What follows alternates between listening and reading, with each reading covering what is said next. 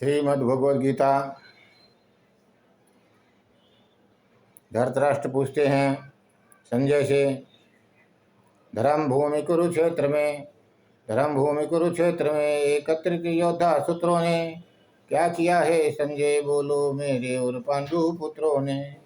क्या किया है संजय बोलो मेरे और पांडु पुत्रों ने। संजय श्री कहने लगे, हे कौरव महाराज, जो देख रहा युद्ध क्षेत्र में बतलाता हूँ विस्तार।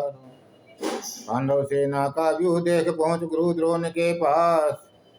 दुर्योधन है कह रहा लेकर एक लंबी सांस। यहाँ पर दुर्योधन दोनों सेनाओं का वर्णन करता है, दोनों सेनाओं के योद्धाओं का वर्णन करता है। और उसके बाद बूढ़े पिता में भीष्म ने दुर्योधन का दिल हर्षा दिया। शेर की तरह गरज कर युद्ध का बिगुल बजा दिया। उनके साथ ही बज उठे सब नगाड़े ढोल शंख मृदंग। सभी बाजों के एक साथ हुई कुरुक्षेत्र शांति भंग। सफेद घोड़ों के उत्तम रथ में बैठे अर्जुन और श्रीकंत अलौकिक शंख बजा उठे फिर पार्थ और भगवंत। नभ पृथ्वी गुंजा सबने कर दिया दृश्य प्रस्तुत ऐसा। कौरव दल था कांप उठा आंधी में पत्ते के जैसा। हनुमान ध्वज युक्त अर्जुन ने सभी संबंधियों को निरखा। युद्ध शुरू करने से पहले श्री वासुदेव को फिर परखा।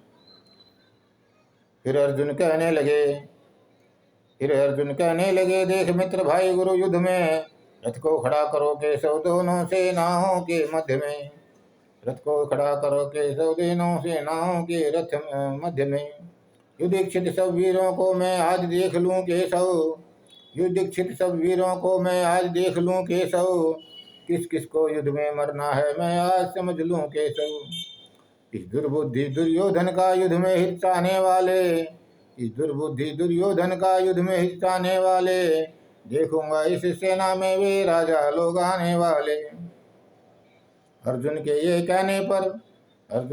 कहने पर दोनों सेनाओं के बीच हे नृप माधव ने रथ रोका घोड़ों की राशों को खींच।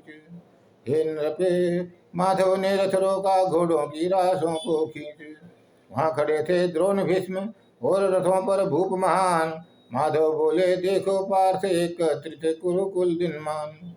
प्रथापुत्र पार्थ ने देखा वहां सभी अपने ही लोग। ताऊ चाचा पुत्र मित्र मामा भाई कैसा दुर्योग। करुणामय अर्जुन हुआ अपने ही सब बंधु विलोक। सैन्य मध्य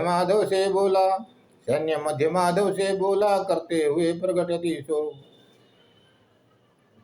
अंग शिथिल हो रहे माधव बंधु बांधवों को अब देख। रोमांचित मोह सुख रहा गहराती है दुख की रेख। हे केशव आज हाथ से यह गांडीव है छूट रहा। तन जल रहा मन भ्रमित है धीरज धर्म भी टूट रहा। अपने स्वजनों को मारूं इसमें न मेरा कल्याण। लक्षण ठीक नहीं है माधव कांप रहे हैं मेरे प्राण। नहीं चाहिए राजपाट वैभव पूर्ण सुखों के साथ। नहीं भोग में जीवन चाहूं नहीं विजय भी है दुराज। नहीं चाहिए राजपाट वैभव पूर्ण सुखों के साथ। नहीं भोग में जीवन चाहूं नहीं विजय भी है दुराज।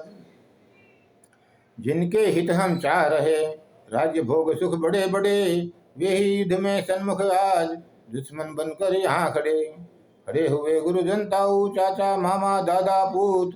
साले पोते ससुर सगे सबके सब बनकर यमदूत। वे मुझे मारे तो मारे मैं मार सकता नहीं। पृथ्वी क्या इनके बिना त्रिलोक भी चाहता नहीं। पृथ्वी का चाहना ही क्या त्रिलोक भी चाहता नहीं। सब बंधुओं को मार कर मैं सुख कहीं पाता नहीं। पृथ्वी क्या इनके बिना त्रिलोक भी भाता नहीं। कौरव पुत्रों को मार कर क्या सुख मिलेगा हमें। आतताई वे हैं मगर पाप ही लगेगा हमें। सब बंधुओं को मार कर हम कभी नहीं सुखी होंगे। इनकी हत्या कर माधव हम भी अति दुखित होंगे। ये लालच में अंधे हुए इन्हें कुछ सूझता नहीं। कुल के नाश होने का दोष भी दिखता नहीं। इस होने वाले नाश के दोषों को जानते हैं हम, फिर ऐसे पाप कर्म से कदम पीछे क्यों हटता नहीं, फिर ऐसे पाप कर्म से कदम पीछे क्यों हटता नहीं।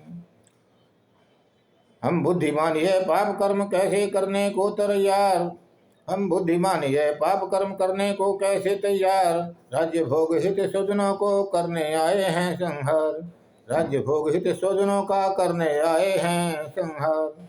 शस्त्रहीन मुझको माँ कौरव, शस्त्रहीन मुझको कौरव यदि मारे मेरा कल्याण, शस्त्रहीन मुझको कौरव यदि मारे मेरा कल्याण। निहत्था आज निहत्था छोड़ूंगा धर्म भूमि में अपने प्राण। रथ पीछे पार्थ जा बैठा अपने धनुष बाण को छोड़, रथ पीछे पार्थ जा बैठा धनुष बाण अपने अपने धनुष बाण को छोड़। उस महाबाहो को जैसे दिया शोक ने हो महानिचोड़, दिया हो शोक ने महानिचोड़। अब भगवान कहते हैं, अर्जुन को समझाते हैं। अर्जुन तो धनुष को रथ के पीछे रख के बैठ गया कि मैं युद्ध नहीं करूंगा माधव। अब भगवान कहते हैं, शोकाकुल असुरपुर देख पार्थ के नैन, मधुसूदन कहने लगे अर्जुन को ये बहन। ऐ समय हुआ तो मोह तुझे ये अपयश को लाने वाला, श्रेष्ठ पुरुष का नहीं आचरण मोह भ्रांति पाने वाला। ना कीर्ति देने वाला ना स्वर्ग ले जाने वाला, किस लिए हुआ यह मोह तुझे हीन भाव लाने वाला। निष्क्रियता को मत प्राप्त हो त्याग हृदय की दुर्बलता, हे परम तप उचित नहीं तुम में आनी यह निर्बलता। त्याग हृदय की दुर्बलता को युद्ध के लिए खड़ा हो जा, तुम हुआ मोह को प्राप्त लोग समझेंगे तेरी कायरता। तो फिर अर्जुन कहते हैं रणभूमि में पितामह पर कैसे वार करूं मधुसूदन। द्रोणाचार्य गुरु पूजनीय है इनसे कैसे लड़ूं मधुसूदन। इन्हें मारे अपने को कैसे भाग्यशाली समझूंगा मैं, भिक्षा मांग कर खाना अति कल्याणकारी समझूंगा मैं। राज्य मिले मुझको निष्कंटक, राज्य मिले मुझको निष्कंटक या इंद्रासन ही मिल जाए, किंतु दिखाई मुझे न देता शोक मुक्ति का सहज उपाय, शोक मुक्ति का सहज उपाय। हे राजन गुड़ाकेश ने बता दिया मन का संताप, युद्ध नहीं करूंगा माधव कहकर बैठ गया चुपचाप। दोनों सेनाओं के बीच यहाँ होते हुए निश्चेष्ट, अर्जुन से कहने लगे हंसते हुए ऋषिकेश। गता सुन गता सच्चा नान सोचस्तम प्रज्ञावादंश भाषसे, असोच्या नान सोचस्तम प्रज्ञावादंश भाषते। अज्ञानी सा सोचता है और बोलता है जैसे ज्ञानी, मरे हुए और मरने वालों का शोक नहीं करते प्राणी, शोक नहीं करते ध्यानी। बचपन जवानी बुढ़ापा ये देही के नहीं विकार, आत्मा देह बदलती है ज्ञानी करते नहीं विचार। सुख दुख सर्दी गर्मी को तो आते जाते रहना है, इंद्रिय के संयोगों को बनते बिगड़ते रहना है।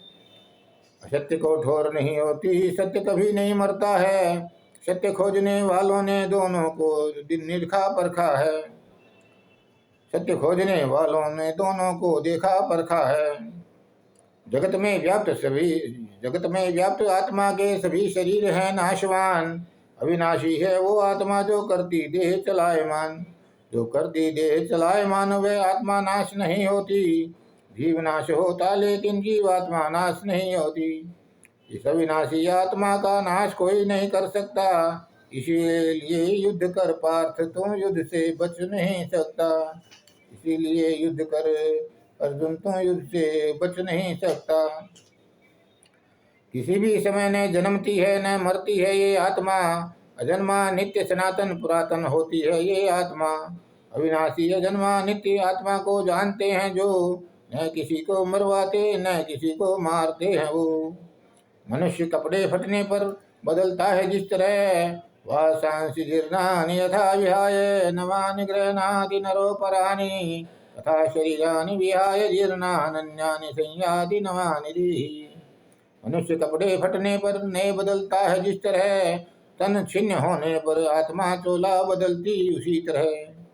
नैनं छिदन्ति शस्त्राणि नैनं दहति पावकः न चैनं क्लेदयन्तापो न शोष्यति मारुते।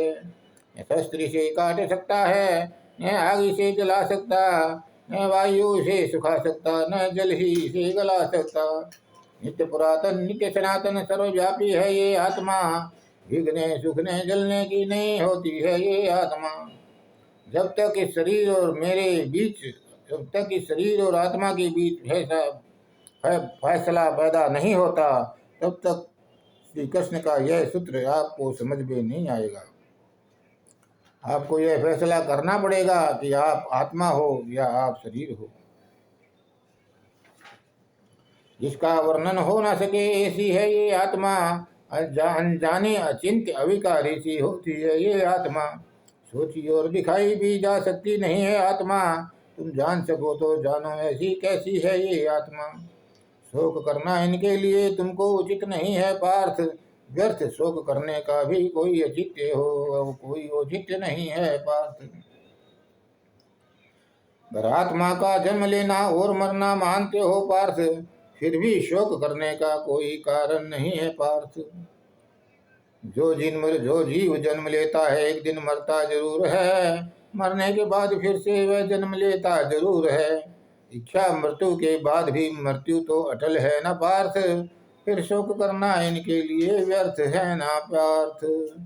फिर शोक करना इनके लिए व्यर्थ है ना पार्थ। धन्यवाद।